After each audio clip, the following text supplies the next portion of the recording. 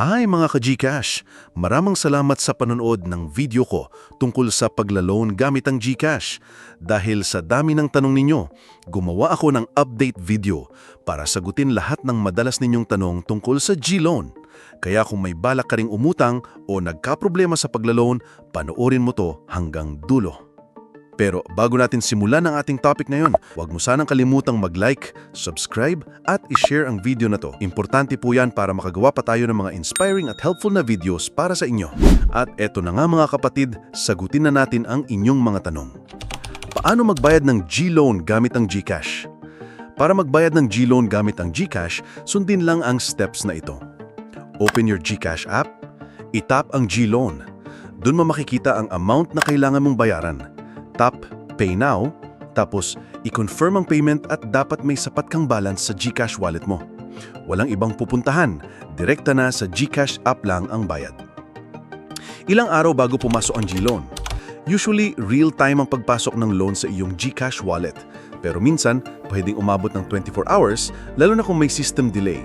Kung lagpas ng isang araw at wala pa rin, pwedeng mag-chat kay Gigi sa GCash Help Center. Kailangan ba may balance sa GCash para makapag-loan? Hindi kailangan ng malaking balance para mag-loan. Pero siguraduhin lang na verified ang GCash account mo, good ang G-score mo, at updated ang info mo sa GCash.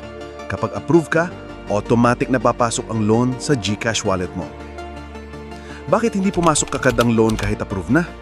Kung na-approve ka pero hindi pumasok ang funds at bumalik sa Get Started, posibleng may system issue. Pwede mong i-refresh ang app, i-check ang inbox mo sa GCash for updates, or chat kay Gigi sa Help Center para ma-follow up agad.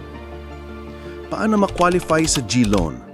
Para makakuha ng G-Loan, kailangan mo munang i-maintain ang good G-score. Narito ang ilang tips.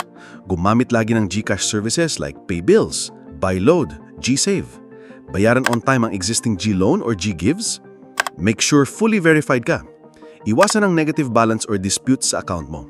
Kapag okay ang record mo, automatic kang maa-qualify at makikita mo agad sa app ang offer. Ayan mga ka-GCash, sana nasagot ko ang mga tanong nyo. Kung may iba pa kayong tanong, comment lang sa baba at susubukan kong sagutin or gawa ulit ng video. Don't forget to like, share, and subscribe para updated ka sa susunod kong videos. Salamat sa suporta!